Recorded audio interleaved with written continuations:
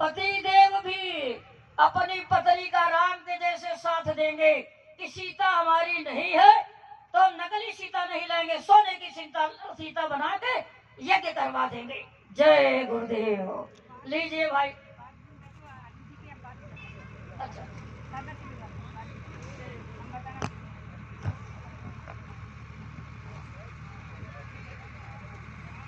जय गुरुदेव। ये जय गुरुदेव नाम पवित्र नाम है, तो हम सबको जय गुरुदेव नाम लेने में संशय न करना है। जय गुरुदेव। जय गुरुदेव नाम किसका? यह नाम नहीं इंसान का। आओ सतयुग आपका। अब विश्व में शांति कौन लाएंगे? तो प्रेम से बोलिए जय गुरुदेव।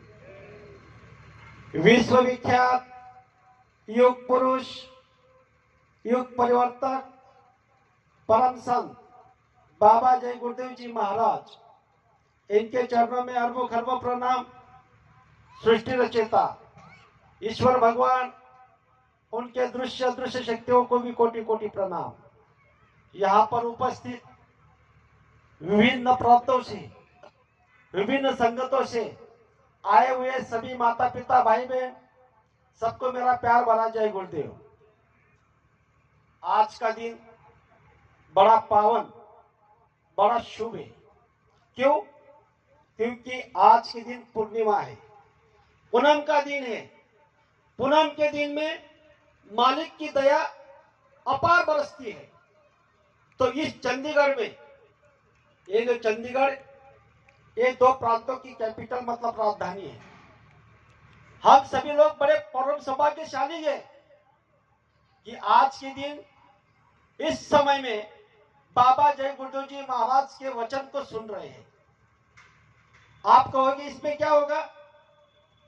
आज इस धरती पर मानव जाति के लिए बाबा जय गुरुदेव जी महाराज ने 10 जुलाई 1952 से यह सत्संग का माध्यम रखा। सत्संग का माध्यम क्यों रखा? सत्संग में हम आपको गुरु दर्शन के लिए आते हैं, गुरु दर्शन के लिए आए हुए हैं। आप इस जगह पर आए हुए हैं, यहाँ पर कोई भी माता पिता भाई बहन बच्चा बच्ची खाली हाथ नहीं जाएंगे। यहाँ पर आप सब लोग आए हुए गुरु से मिलने। गुरु कहाँ मिलते हैं? सत्संग में मिलते हैं। गुरु तुमसे मिलने का सत्संग एक बहाना है। दुनिया वाले क्या जाने, ये रिश्ता पुराना है। हम आपका रिश्ता पुराना है।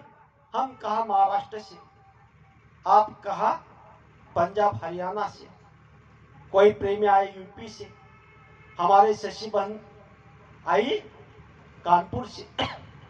सत्संग के माध्यम किसने रखा? हमारे दुर्गेश भाई ने, वो है पटना से। इस पर विचार करो, इस जगह पर हम आप लोग आए हुए गुरु को मिलने के लिए। तो गुरु को मिलने आए तो यहाँ पर संत महात्मा का स्वाभाविक गुण होता है।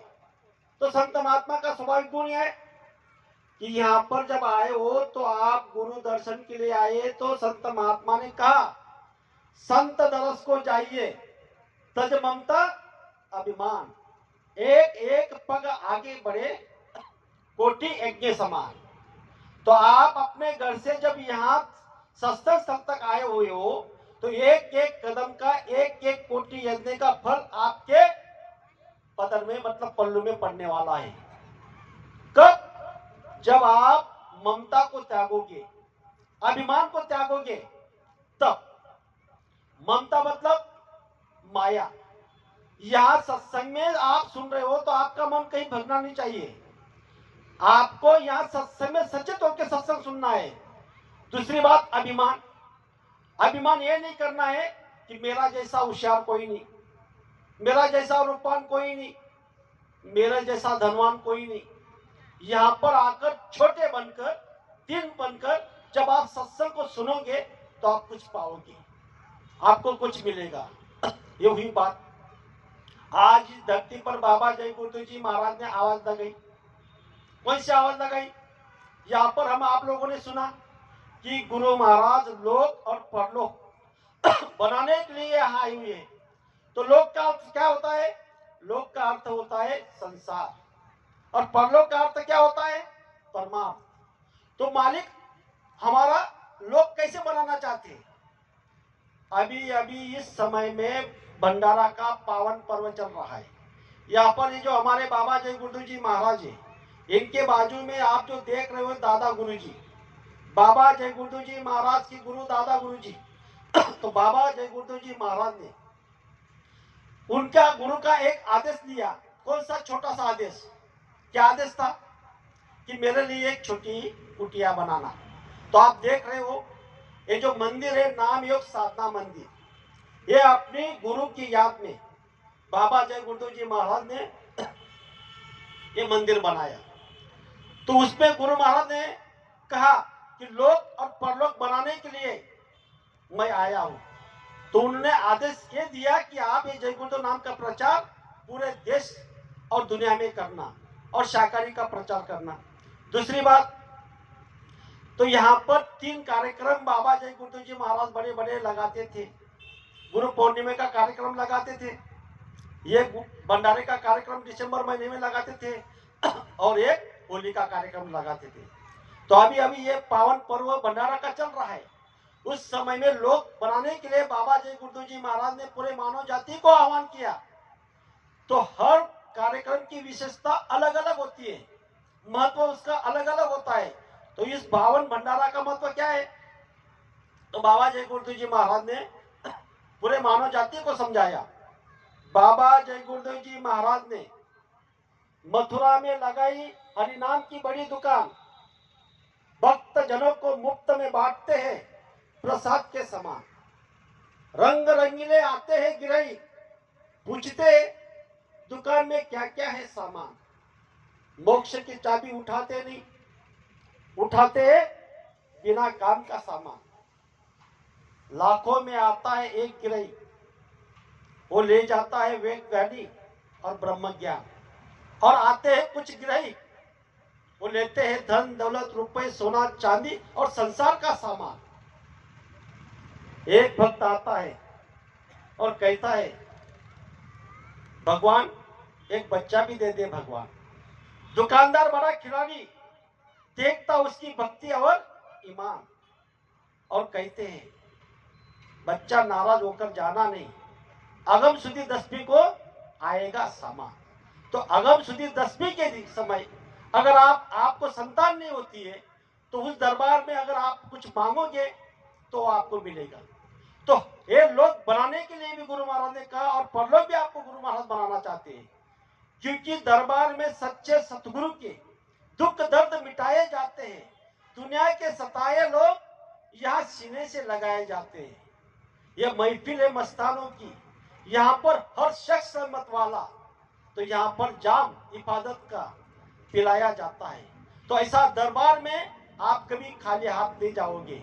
आप कहोगे यहाँ तो कम लोग हैं। अरे कम लोग तो अच्छी बात है, जितना कम उतना अच्छा। क्यों? क्योंकि यहाँ पर जितनी दया बरस रही है तो आपके हिस्से में ज्यादा आएगी।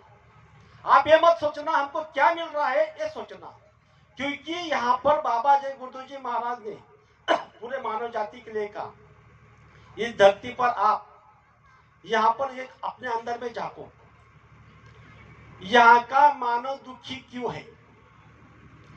इस धरती पर मानव दुखी क्यों है? इसका सवाल अगर आपने अपने अंदर में खोजा तो समझ में नहीं आएगा। लेकिन संत महात्मा समझ आते हैं। दूसरे का धन और दूसरे की स्त्री देखकर आप लोग दुखी हो। और संत महात्मा क्या कहते हैं?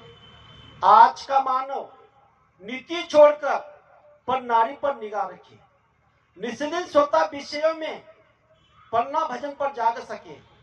संतों की बातों को कोई नहीं माने, सभी गुनगुनाते हैं सदा फिल्मी गाने। घर घर में हो रही नट नटियों की पूजा, यही हो रहा इसी का नतीजा।